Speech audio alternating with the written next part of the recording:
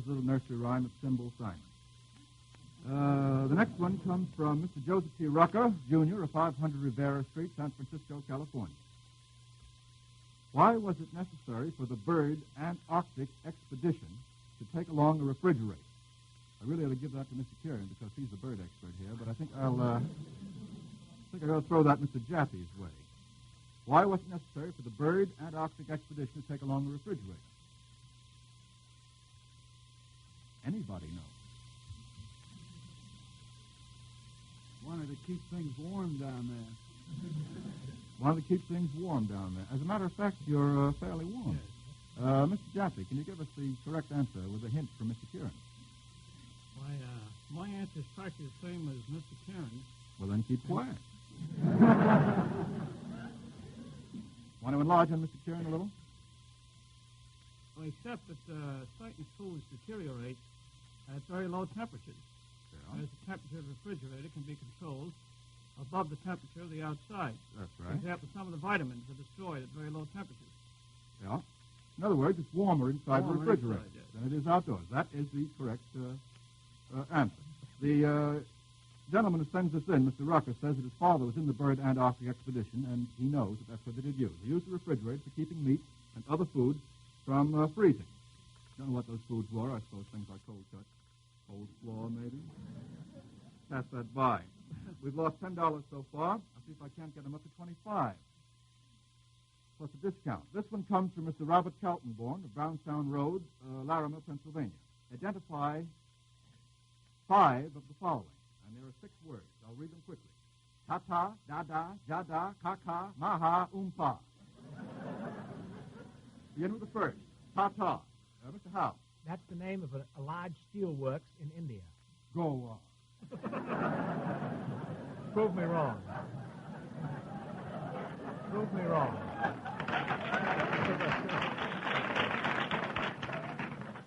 Now, Mr. Howe, you're not fooling, are you? Wouldn't do that for the world. If there really is a steel Really works true. That the Sackwood-Bauer family, I believe, were the controlling interest. in the Tata steel works? That's right. That's right. Call up the British consul.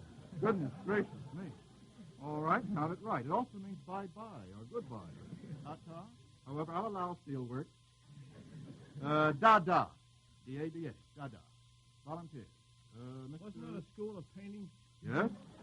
School of painting, literature, poetry. An eccentric school. Jada. Mr. Kaufman, you would let us have Jada. No, Jada, I don't know. Don't know Jada? Mr. Howe, the foreign relations expert. Jada, jada, jing, jing, jing. Very good, foreign relations expert. Very good. The next one is ka-ka.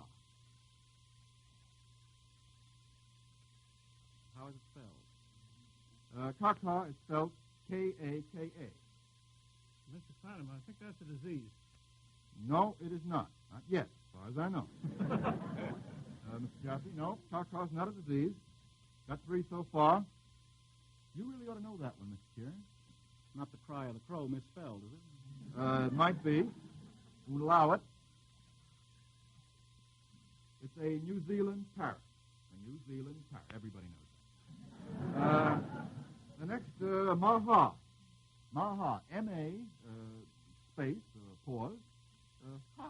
H-A. Maha.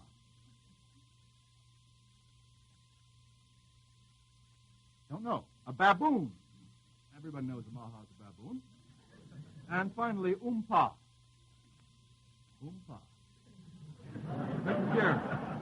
I'll hand that one over to Mr. Kieran. He's making motions. Well, the umpa is the sound that's supposed to come out of a slide trombone. Yes, or a tuba. Well, we got only 4 out of the 6. We should have gotten 5. That's going to cost us $5. Going to Mr. Calborn of Larimer, Pennsylvania. The next one is from Mr. Lewis Martin, 4731 California Street, San Francisco. What baseball players engaged in the following bonehead plays? There are 3 bonehead plays. A, the famous Eddie Collins foot race. How about that, Mr. Kieran? Heine Zimmerman Yep. chased him over the plate with the winning run in a World Series. There he goes. I can't catch him, folks. He's going to keep on with that story. The World Series steal of third base with a runner already stationed there, Mr. Kieran. Uh-oh. Oh, we may catch Mr. Kieran. The World Series. The World Series steal of third base with a runner already stationed there. Must have been a Brooklyn team, Mr. Kieran. That was Mr. Howe, who comes from Boston. Do I have to get 3 out of 3 on this? You have to get 3 out of 3. Yep. Looks like a $5 question to me. What's the next one? Well, you can't get me away from the second one. I'll give you the next one, then I'll come back to the World Series steal. The third one is a celebrated failure to touch second base that cost a club its series chance. Even an amateur knows that. You know that, Mr. Kaufman? That was Fred Merkel. That was correct. And the second one is Red Faber. I'm afraid that's going to cost us $5 off. You admit that it's Mr. Red Faber, Miss Kieran? If it is, it's news to me. I'll go back and look it up. All right, you go back and look it up. Come back when you've looked it up. The next one is from Miss Ruth Harper, 26 Rosedale Court, Detroit, Michigan. Oh, this is tough. This is really tough. I'm sorry for the boys. I'm awfully sorry for them. Recite the first verse of a poem, of which this is the last verse. And you, each gentle animal, to you for life may bind, and make it follow at your call if you are always kind. That's rather pretty. What's the first verse? That's the last verse. You know it, Mr. Howe? Unless somebody else will take a try, I will. Maybe someone else has an inspiration. Any of I you think have I an know. inspiration? If so, check it at the door. We don't allow it in here. Now, Mr. Howe, all right, will you try it? Mary had a little lamb. Its fleece was white as snow, and everywhere that Mary went, the lamb was sure to go. That's correct. That's correct.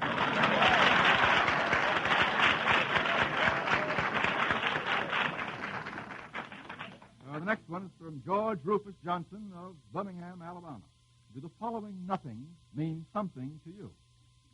Associate 3 out of 4 of them with the play, the author, or the person. 1. You ain't heard nothing yet. Mr. Kaufman. You ain't heard nothing yet. Does that mean it was in dialect? That's my dialect. That's my your dialect, yes. Do you associate it with any particular person? Any particular I actor? would say Bert Williams with no assurance that I'm right. No assurance that you're right, with every assurance that you're wrong. No, that's quite wrong. That's going to cost us $5 unless everybody of the other 3 are gotten correct. It's Al Jolson. Everybody knew that, I think. I had the color. Yes, you had the cover. 2. You got nothings, I got nothings. If we both got nothings, then we'll form a trust.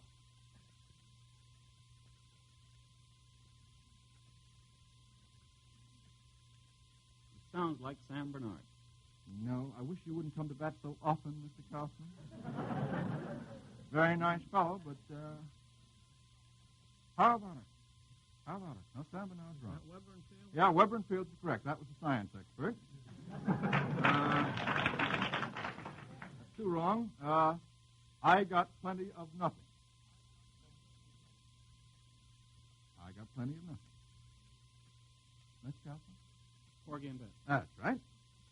And the last one, I ain't never done nothing to nobody. I ain't never got nothing from nobody no time. And until I get something from somebody sometime, I don't intend to do nothing for nobody no time. Mr. Kieran. Bert Williams. Bert Williams is correct, but that's going to cost us, I'm afraid, $5. We got half of them right. They did a little something with nothing, but not much. The next one is from Miss Vern Adams, or possibly Mr. Vern Adams, of 1105 Vance, Memphis, Tennessee. Is it possible for an airplane to go backwards? Is it possible for an airplane to go backwards? Mr. Jaffe. Yes, it's possible. If the wind were blowing 60 miles an hour and the airplane were going at 40, Yes, be that's going backwards. correct. Would you say, then, that an airplane can go into reverse? Well, that isn't going into reverse, really. He's No. going forward, but relatively he's going backwards. That's correct. Can it go into reverse? Is there a reverse I don't speed? think so. No, there's not. It must first come to a dead stop in the first place, then it would fall. That's correct. The next one is from Anna Schick, 940 St. Nicholas Avenue of New York City. What have the following plays in common? This isn't so easy. Paths of Glory by Sidney Howard. Night Over Taos by Maxwell Anderson. Marco's Millions by Eugene O'Neill. For Services Rendered by Somerset Maugham. And The Deep Tangled Wildwood by our distinguished guest, Mr. Kaufman, and Mr. Mark Connolly, who was our distinguished guest 3 or 4 weeks ago.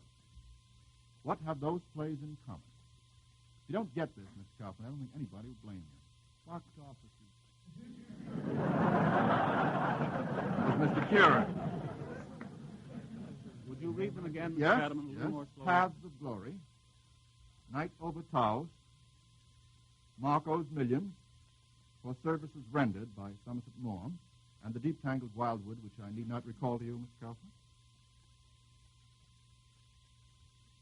Very nice play it was. Plus. What have they in common? Well, I didn't expect you to get it. First place, they're all by outstandingly successful playwrights. Is that not true, Mr. Kaufman? And in the second place, they were all flops. All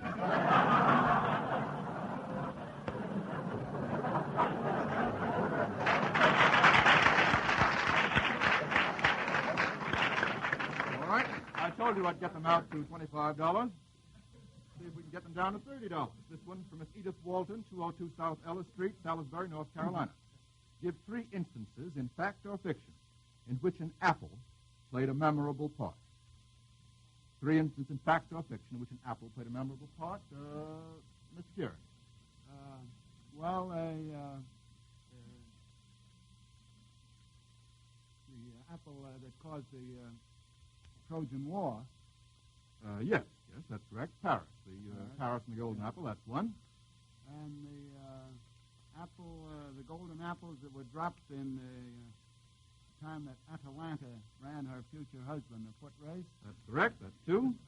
One more apple. And the And the apple prize that is Snow White ate. That's correct. Play. 3 would be sufficient. The Garden of Eden, of course. Here are a group of questions based on Shakespeare's plays. I think we all ought to be able to get into this. There are 5 of them. Answer 4. Which Shakespearean character posted his love letters on trees? This question comes from Mrs. M.P. Chalmers at 48 West 8th Street, New York City. Which Shakespearean character posted his love letters on trees? Volunteers. Mr. Kieran. Orlando. In what play? Ask the next part, and I'll come back. All right, it's as you like it, but it doesn't matter. Orlando is correct. Which one crashed a party with exciting consequences?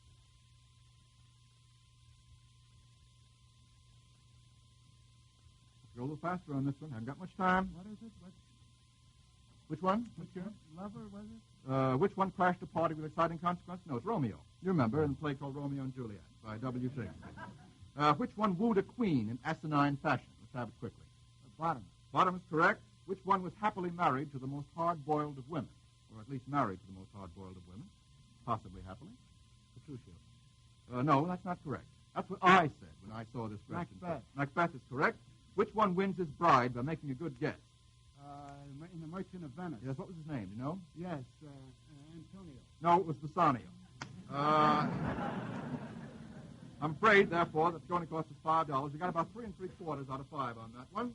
And that's the last one for tonight. Thank you very much. Let's see. We've lost how much? $30. Thank you all, members of the board, and all the folks that have submitted questions. And now Mr. Cross, our announcer, has a word for you about next week's contest. Good night, everybody, and come again.